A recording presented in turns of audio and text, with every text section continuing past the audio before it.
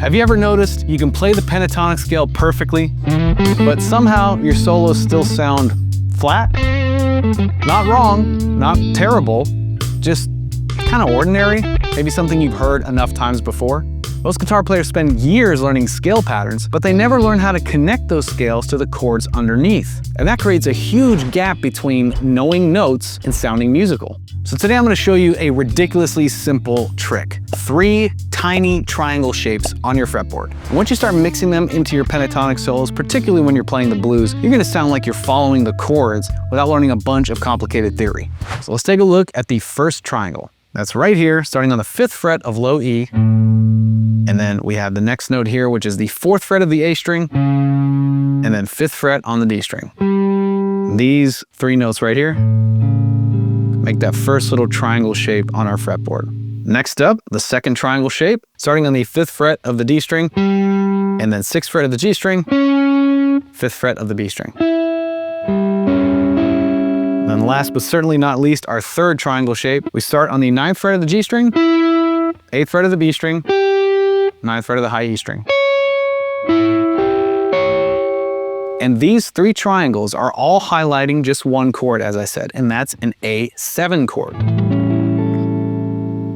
Hence why I said this is definitely something you're going to want to employ when you're soloing over a blues, because there are tons of 7th chords in blues. In fact, it's kind of a hallmark of the bluesy sound. A big part of it, right, are these dominant 7th chords. And what's cool about 7th chords is within them you have a minor 7th note and a major 3rd note. All right, and you don't even have to know what any of that means, but what this essentially tells you is that over an A7 chord, you can play both minor pentatonic and major pentatonic. You can get away with playing both. That's why in blues, you tend to hear a lot of blues guitar players essentially doing that. But here what we're doing is we're really towing the line of the 7th chord by essentially playing these notes that highlight that really bluesy 7th-y sound. You don't even have to know the names of these notes, what they even mean, what degree they are in the scale. You don't have to know any of that to make these work. Just know these triangle shapes, right?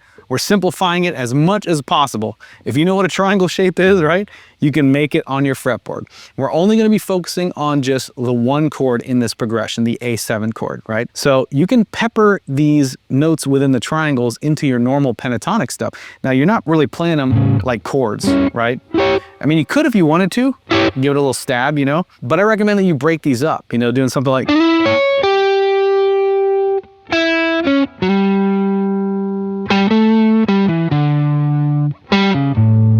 You know, so that way it's like you can walk through the minor pentatonic scale, right? This one right here. And like I said, pepper in those triangle shapes that are right around the neighborhood of it, you know, and then just kind of use those notes as like target notes so that you can really highlight that A7 chord when you hear it in the progression. So what I want you to think about right now is what's important is not the theory, it's the sound, okay? Listen. You hear that very bluesy sound, right? These triangles give that to you. But we're outlining this chord right here. Notice how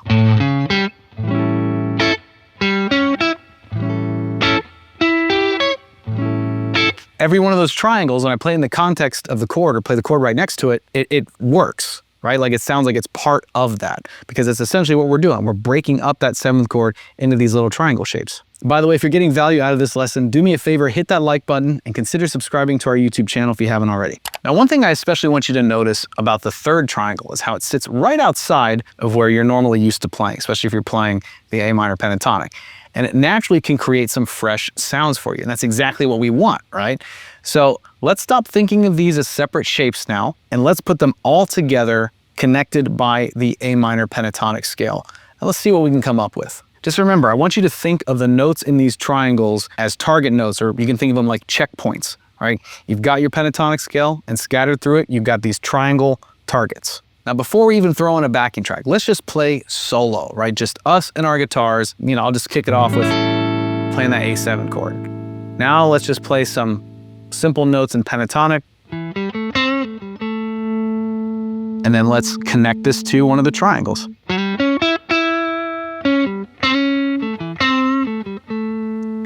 Even though these notes kind of clash with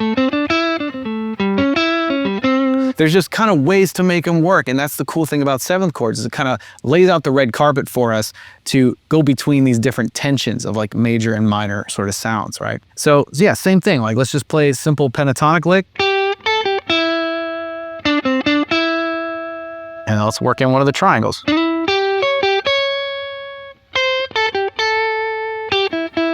It almost feels like it shouldn't work, and yet somehow it does, right? Let's keep it going with one more. Let's bring it on home with the lower triangle, right? So if we're going, especially hanging on that note right there, really creates some nice tension. Kind of like, you know, like just sit and have fun with it for a little bit, right? Just like think about, you're only highlighting that one chord, and then get used to targeting those little checkpoints, those triangle shapes within your pentatonic scale. And then we'll throw on a backing track and we'll have a little bit of fun. Now, just something to keep in mind before I throw on the backing track is that these triangle shapes are just gonna work over the one chord, which is A7, right? And in a typical blues progression, like the one in the backing track, it's 3 chords, 1, 4, and a 5 chord. These triangle shapes only gotta focus playing them over the one chord. And the good thing about this is actually gonna be a great exercise getting you started with the concept of playing over chord changes. Because as the progression of the backing track goes on, you'll hear the one chord and you'll be able to play over it and highlight it. But the minute it changes to the next chord, then hold off and just play minor pentatonic, right? Just live there for a little bit. Once you hear it come back to the one chord, then bring it right on back. It's gonna be a nice little foot in the door for you to get used to the idea. All right, let's kick it off. And I'll walk you through when the changes are happening. And as you continue to listen, you'll be able to anticipate them better. It's a great thing about the blues is it's pretty much a repeated formula. Okay, here we go. So obviously we're gonna start on the one chord, A7. So we can do, there's a different chord there, it's a D7, the 4 chord. Back to the one chord. All right, still the one chord. Now we're in the 4 chord, so you can just play regular pentatonic.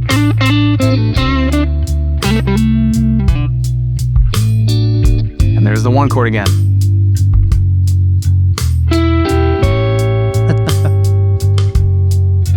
And here comes 5 chord. 4 chord. Back to the one chord.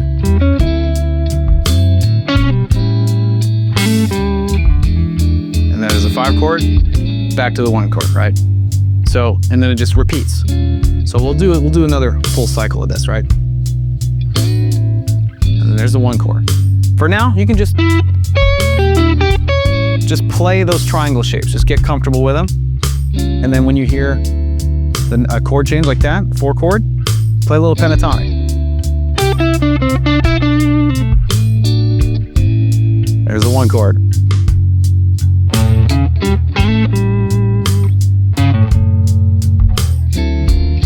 There's a 5 chord, 4 chord, 1 chord, 4 chord, 1 chord, 5 chord. Let's do one more together. Okay, there's the one chord. Now I just played it over the 4 chord. Didn't sound that great to me. There's the one chord though. That sounded nice. Here's the 4 chord. Now listen. That doesn't really work very well over the 4 chord. But now that it's brought us back home to the 1 chord, now it works, right? Here's the 5 chord. There's the 4 chord. There's a 5 to the 4, right? And then there's the 1 again. There's the 4. There's the 1. And there's the 5. All right.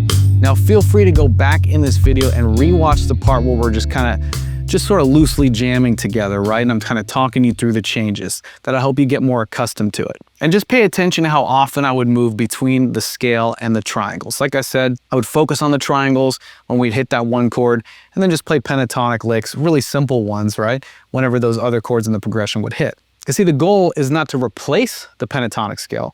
The goal is to enhance it.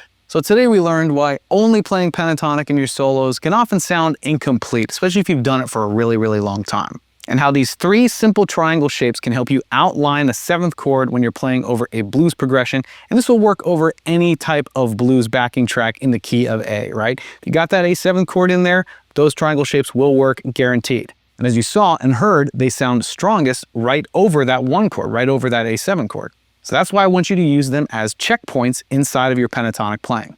Because the fastest way to improve your solos that I've found isn't usually in learning more scales. It's in learning how to make the scales you already know sound more musical.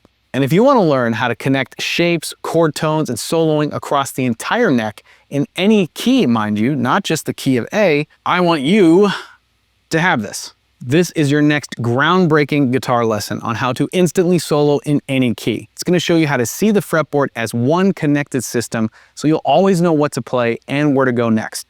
Imagine that. And it's 100% yours, 100% free.